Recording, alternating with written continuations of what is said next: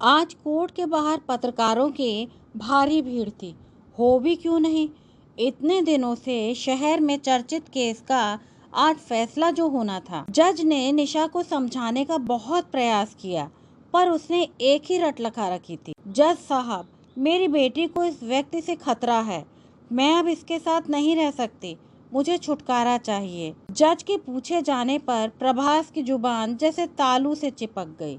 उसका मौन विवश होकर आंसू में बह निकला। अपने ऊपर किए जा रहे दोषारोपण के विरुद्ध वह क्रोध से कांपता रहा, परंतु निशा की तरह प्रतिकार में कुछ नहीं कह सका। जज भी अविश्वास से निशा की ओर देखता रहा, परंतु उसकी दलील इतनी ठोस थी कि एक माँ से बेहतर बेटी की सुरक्षा भला कौन कर सकता है। दूसरी ओर इतनी छोटी बच्ची को माँ से अलग भी नहीं किया जा सकता था। प्रभास को याद आ रहा था, लगभग 4 वर्ष पूर्व ही तो निशा से उसका विवाह हुआ था। उन दिनों सोने के दिन और चांदी की रातें हुआ करती थीं। दोनों ने अपने अपने परिवारों के विरोध के बावजूद प्रेम विवाह किया था। विरोध का प्रमुख कारण अंतरजातीय विवाह का होना था। दोनों एक ही बैंक में कार्यरत थे। साथ साथ उठते बैठते पता ही नहीं चला कि कब यह दोस्ती इतनी प्रगाढ़ हो गई कि एक दूसरे के बिना जीने की कल्पना दूभर लगने लगी। लगभग 1 वर्ष की दोस्ती के बाद ही दोनों ने परस्पर विवाह करना तय किया। निशा के पिता तो दिवंगत हो चुके थे। बची एकमात्र मम्मी, उन्हें मनाना इतना मुश्किल नहीं रहा। उन्हें भी बैठे बिठाए अच्छा लड़का मिल रहा था। समाज में एक अकेली स्त्री के लिए बेटी के लिए वर ढूंढना इतना आसान भी नहीं है। अड़चनें केवल विजातीय होने की थीं, जिसे निशा ने समझा बुझाकर दूर कर दिया था। प्रभास के मृदुल आत्मीय व्यवहार ने उनकी सोच को शीघ्र ही हाँ में बदल दिया। बेटी के अतिरिक्त बुढ़ापे में उनका सहारा भी कौन था। बेटा नौकरी के लिए कनाडा गया, फिर विवाह करके वहीं बस गया। अब बुढ़ापे का एकमात्र सहारा बेटी दामाद ही रह गए थे। प्रभास उन्हें सर्वगुण संपन्न लगा था। वे इस संबंध के लिए शीघ्र ही मान भी गईं। दूसरी ओर प्रभास अपने माता पिता को राजी नहीं कर पाया था। वे सनातनी परिवार के पुरानी अवधारणाओं को मानने वाले जो ठहरे। निशा उनकी कल्पना में बहू के रूप में स्थान नहीं पा सकी। उनके बड़े बेटा बहू नौकरी के कारण पहले ही विदेश जा बसे थे। अब उनकी एकमात्र आशा का बिंदु छोटी बहू थी, जो घर पर रहकर उनकी सेवा करे। उनकी आशाओं पर वज्रपात हो रहा था। एक तो विजातीय, दूसरी नौकरी पर जाने वाली। प्रभास उन दोनों को समझा कर हार गया, पर वे टस से मस न हुए। परिणाम स्वरूप प्रभास और निशा की कोर्ट मैरिज हुई, जिसमें निशा की मां के अतिरिक्त दोनों के चंद दोस्त ही शामिल हुए थे। उन दोनों ने सोचा था कि विवाह के कुछ समय उपरांत उनका क्रोध ठंडा हो जाएगा तो माफ़ कर देंगे, पर ऐसा कुछ नहीं हुआ। विवाह के 4 वर्ष बीत गए। 1 वर्ष बाद निशा की गोदी में एक बेटी भी आ गई, परंतु पोती का आगमन भी उनके क्रोध को मिटा नहीं सका। बेटी के आगमन ने उन दोनों की दुनिया को एक ओर खुशियों से भर दिया, तो दूसरी ओर जिम्मेदारी का बोझ सिर पर आ पड़ा।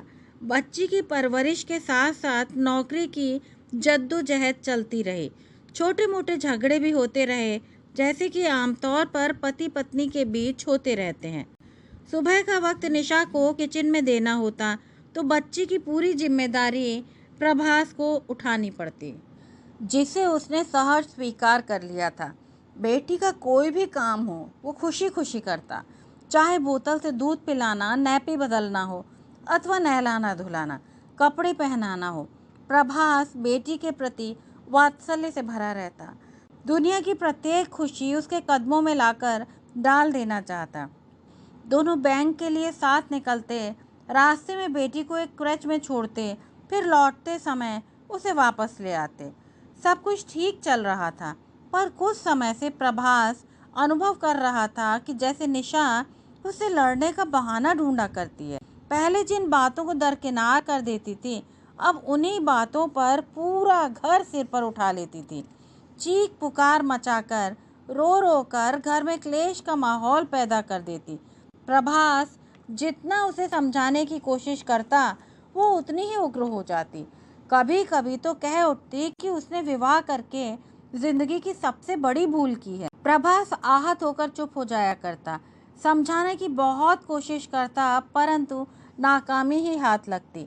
अक्सर वो ऐसे अवसर पर बेटी को उठाकर बाहर बालकनी में आ जाता, घंटों सोचा करता आखिर चाहती क्या है। घर के वातावरण को शांत रखने के लिए गलती न होने पर भी माफ़ी मांग लिया करता। इसे निशा अपनी विजय समझती। अक्सर जब भी कुछ उन दोनों के बीच घटता, वो फ़ोन पर रो रो कर अपनी मम्मी को बताती। प्रभास को ये बहुत बुरा लगता। पति पत्नी के बीच झगड़े में तीसरे का क्या काम है। वो कई बार उसे समझाता कि हमारी आपस की बात है, इसमें मम्मी को बीच में लाना उचित नहीं है, पर वो इन सबको समझना ही नहीं चाहती थी। प्रभास के पास अपना कहने को कोई मित्र नहीं था। दोस्त भी ऑफिस के ही थे, जो दोनों के ही परिचित थे। उनके सामने अपना दुखड़ा रोना उसे पसंद नहीं था। मजबूरन उसे घुटकर रह जाना पड़ता। अब निशा बात बात में बेटी को लेकर घर छोड़कर जाने की धमकी देने लगी थी। बेटी उसके जिगर का टुकड़ा थी। उसके बिना वो अपने जीवन की कल्पना भी नहीं कर सकता था। एक दिन तो उसने सारी हदें पार कर दी। खाना खाने के बाद वो बेटी को गोद में लिटाकर थपक थपक कर सुलाने का प्रयास कर रहा था कि निशा तीर की तरह आई और उसकी गोद से बेटी को झपट कर उठाया और चिल्लाते हुए बोली, खबरदार, आज के बाद मेरी बेटी को हाथ भी लगाया। मुझे मालूम है कि तुम मेरी बेटी को किस निगाह से देखते हो। तुम्हारी कुदृष्टि मेरी बेटी पर है। मेरे रहते ये सब नहीं होने दूंगी। प्रभास को काटो तो खून नहीं। वो भी चिल्लाते हुए बोला, शर्म नहीं आती इस तरह का लांछन लगाते हुए? वो मेरी भी बेटी है। क्या तुम्हारा दिमाग खराब हो गया है? इतना घृणित विचार तुम्हारे दिमाग में आया भी कैसे? मैं तो ऐसा सोच भी नहीं सकता। उतनी ही तेजी से चीखते हुए निशा बोली, मैं तुम्हें आखिरी चेतावनी दे रही हूँ। खबरदार मेरी बेटी को गोद में उठाने की कोशिश की, पुलिस में रिपोर्ट कर दूंगी। तब देखती हूँ तुम कैसे इसे हाथ लगाते हो। अब हम किसी भी सूरत में साथ नहीं रहेंगे। दूसरे कमरे में जाकर उसने दरवाज़ा बंद कर लिया। घोर अपमान। इतने बड़े लांछन को सुनकर प्रभास के पैरों के नीचे से जैसे जमीन ही निकल गई। धरती घूमने लगी। लगा कि अब वो चक्कर खाकर गिर पड़ेगा। उसे निशा के जिद्दी स्वभाव का पता था। जानता था वो जो कहती है कर भी दिखाती है। 4 वर्ष में वो प्यार न जाने कहाँ हवा हो गया था, जिसकी डोर पकड़कर वे दोनों एक हुए थे। निशा के शब्द उसके कानों में गर्म सीसा बनकर उतर रहे थे। उसका सिर पूरी रात घूमता रहा।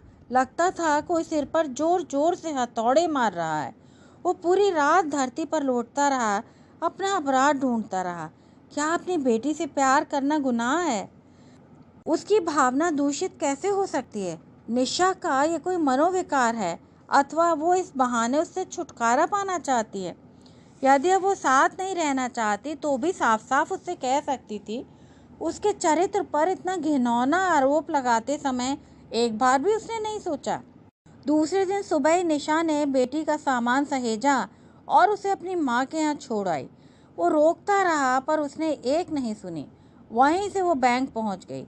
जब प्रभास बैंक पहुँचा तब तक वो सभी साथियों को रो रो कर प्रभास के विरुद्ध कर चुकी थी।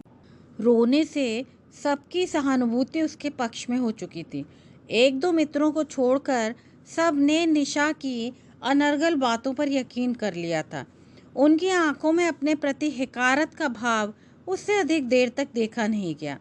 उनकी नज़रों में संशय के बादल थे। वो समझ गया कि अब कोई उसकी बात पर भरोसा नहीं करेगा। किस किस को सफाई देता फिरेगा। वो छुट्टी की अर्जी देकर चला आया। निरुद्देश्य सड़कों पर घूमता रहा। अब भी मन में एक आस कायम थी, शायद 2-4 मित्र उसे समझाने का प्रयास करेंगे, उसका उजड़ता संसार बच जाएगा। पर ऐसा कुछ भी नहीं हुआ। वो चीख चीख कर तलाक लेने की धमकी देती रही। रात को थक हार कर जब वो घर वापस आया तो सूना घर काटने को दौड़ने लगा। विचार में निमग्न घंटों बैठा रहता। क्या प्रेम विवाह की यही परिणति थी? उसके 2 आत्मीय मित्र घर पर आए थे। वे भी निशा के इस व्यवहार से हैरान थे। सांत्वना देकर चले गए। इससे ज़्यादा वे कर भी क्या सकते थे। बेटी की बहुत याद आ रही थी। अब उसके बिना रहना सीखना होगा। सोचते ही कलेजा मुंह को आने लगता। वो तो उसकी आंखों का नूर थी। उसे अलग करके निशा न जाने किस जन्म का बदला ले रही थी। बेटी की धड़कन में तो उसके प्राण बसते थे।